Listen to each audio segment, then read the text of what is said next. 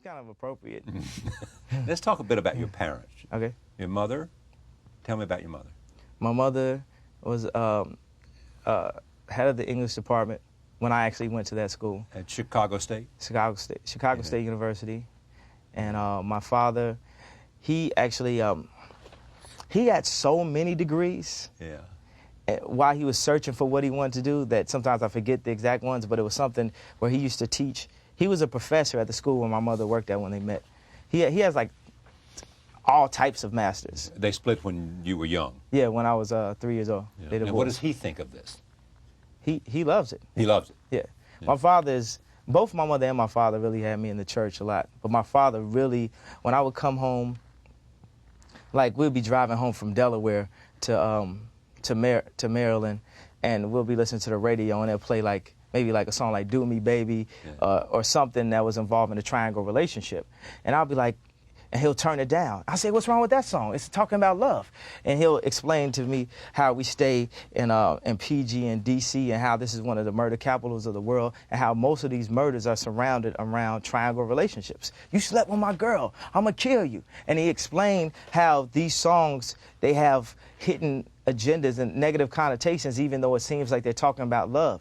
So for that 3-hour ride, instead of getting to hear the radio, I would have to hear him break down social issues and the black father not being in the home, or triangle relationships. And when it was time for me to rap, I didn't rap about that. I rapped about a bunch of BS.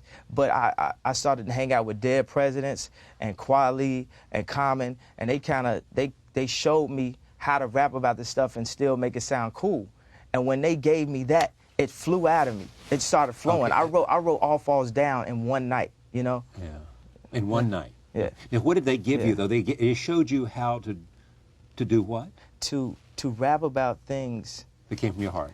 Yeah, that came from my heart. That weren't particularly the cool thing. You know, I got a throwback on. Right. I got a gun. You know, I never shot a gun before in my life. You know, but I would say it in raps because it seemed like what I was supposed to do. And they showed me how to word what it was you had to say and still make it, you know, tangible to a rap listener.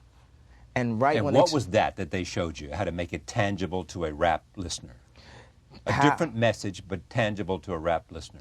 Because rap is like, it has a certain edge to it. It has a certain, you gotta speak whatever you say with conviction. Right. But it will always be, if you say, okay, I got a gun, you will say like, yo, I got a gun. You know, and you'll say, can I help you? You'll say, can I help you? And say it in a different way. But they showed me how to say, can I help you? Like, can I help you? Yeah. And that's all that this album is. It's, can I help you? Can I help you? So it's like you give that, so people don't actually realize that they're getting like positive energy because it sounds like the exact same thing. It's a trick. You know? Go ahead, it's a what? It's a trick, like Jesus Walks is a trick. They told me it would never be played on the radio, so the second verse was reverse psychology for program directors. They say you can rap about anything except for Jesus, right? Is it? Oh no, we can play that. We can play Jesus. What that boy talking about? I don't know what you talking about.